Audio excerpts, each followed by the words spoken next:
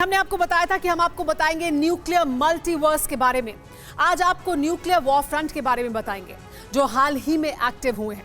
सबसे बड़ा डेवलपमेंट आज इंडो पैसिफिक रीजन में हुआ है।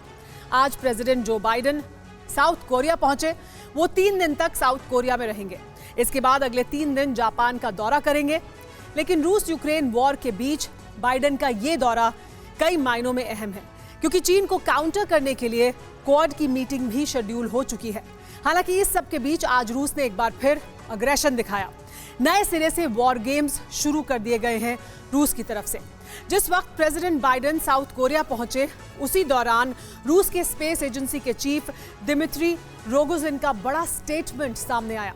दिमित्री रोगोजिन ने साफ साफ कहा कि रूस की इंटरकॉन्टिनेंटल सरमत 2 मिसाइल एक बड़े कॉन्टिनेंट के आधे हिस्से को तबाह कर देगी।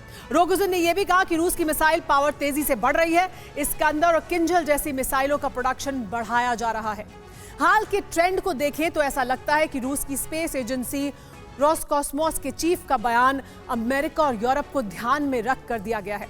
दूसरा डेवलपमेंट नाटो के नए मेंबर बनने वाले फिनलैंड को लेकर आया है। आज फिनलैंड बॉर्डर के पास रूस की न्यूक्लियर सबमरीन नजर आई है। रूस के मुताबिक बैरेंट्स सी में रूस की न्यूक्लियर सबमरीन कजान ने मैक्सिमम डेप्थ यानी अधिकतम गहराई में जाने की तैयारी की है। रूस की नॉर्दर्न फ्लीट के मुताबिक समंदर में काफी नीचे जाने के दौरान सबमरीन के सारे सिस्टम्स और मैकेनिज्म्स अच्छी तरह काम कर रहे थे। तीसरा डेवलपमेंट कहां हुआ है? पोलैंड में हुआ है। यूक्रेन में रूसी अग्रेशन को देखते हुए आज पोलैंड ने क्लियर कर दिया है कि वो अपने बॉर्डर पर अपने देश में नाटो का परमानेंट बेस बनाने के लिए पूरी तरह से तैयार है। जाहिर है रूस और यूरोप के बीच अदावत का दौर बढ़ता जा रहा है। कभी ब्रिटेन तो कभी दूसरे यूरोपीय देशों को मिसाइल से खत्म करने की बात खुलकर रूसी टेलीविजन पर अब की जा रही है। और इन धमकियों में एक पैटर्न भी दिखाई दे रहा है। नोट करने वाली बात यह भी है कि अब फिनलैंड को लेकर भी न्यूक्लियर वॉरफेयर की बातें होने लगी हैं। कल जिस वक्त फिनलैंड ने अपनी मिसाइलों का टेस्ट किया, अपनी इन्फेंट्री को बॉर्डर पर उतारा, उसी दौरान रूस ने न्यूक्लियर सबमरीन के जरिए लाउड और साउंड सिग्नल दे दिया। मैसेज साफ था, अगर नाटो रूस के करीब आया तो फिर बात एटमी वॉर तक पहुंच सकती है।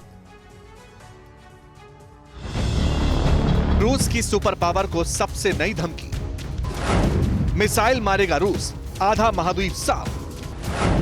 क्या दुनिया पर एटमी वॉर का बड़ा खतरा मंडराने लगा? अचानक कई न्यूक्लियर वॉर फ्रंट एक्टिव क्यों हो गए?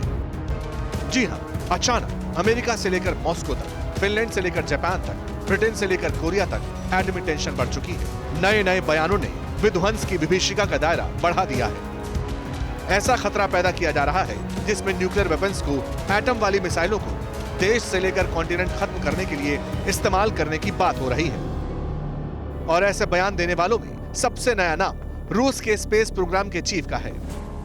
पुतिन के करीबी और रूसी स्पेस एजेंसी के चीफ दिमित्री रोगोजिन ने एक बार फिर से सरमत 2 मिसाइल से हमले की धमकी दी। इस बार दिमित्री रोगोजिन ने स्कूली बच्चों के सामने रूस की मिसाइल पावर का बखान किया। बिना नाम लिए एक बार फिर अमेरिका पर हमले की धमकी दे डाली। रोगोजिन ने कहा कि रूस के पास सरमत 2 जैसी मिसाइल है जो एक ही हमले में बड़े महाद्वीप के आधे हिस्से को खत्म कर देगी। आपको बता दूं कि सरमत 2 जैसी मिसाइल किसी बड़े महाद्वीप के आधे हिस्से को पूरी तरह बर्बाद कर सकती है, लेकिन उसकी एग्रेसिव पॉलिसी की वजह से हम ऐसा नहीं चाहेंगे। हम लगातार इस्कंदर और किंजल मिसाइलों को भी बना रहे हैं।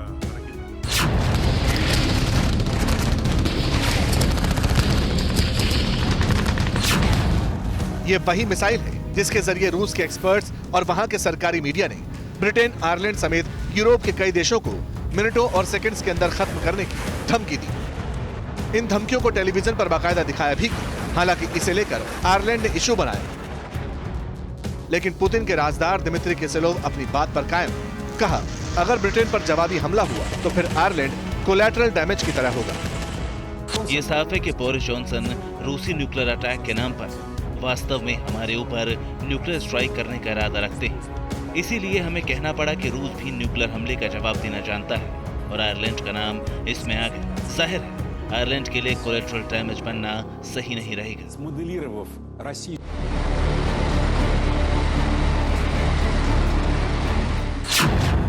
इन बातों से साफ है कि बार बार रशियन टीवी पर सरमट मिसाइल, पोसाइडन जैसे न्यूक्लियर हथियारों की बात होती है, लेकिन सरमत मिसाइल तैयार कब होगी इसे लेकर क्लैरिटी नहीं दी जाती थी। हालांकि आज दिमित्रो रोगोजिन ने यह भी क्लियर कर दिया, कह दिया कि अब सितंबर या अक्टूबर तक सरमत 2 मिसाइल डिप्लॉय कर दी जाएगी। हालांकि एक्सपर्ट्स का कहना है कि रूस की तरफ से मॉस्को के टीवी सेंटर्स में बैठकर एटमी धमकी की बात इसलिए हो रही है क्योंकि रूस को यूक्रेन वॉर में जबरदस्त नुकसान उठाना पड़ा है। रूस के कई सैनिक मारे गए हैं और पुतिन ये जख्म बर्दाश्त नहीं कर पा रहे। इसीलिए मिलिट्री एक्सपर्ट्स को लगता है कि हर दूसरे दिन न्यूक्लियर अटैक की बातें कही जा रही हैं।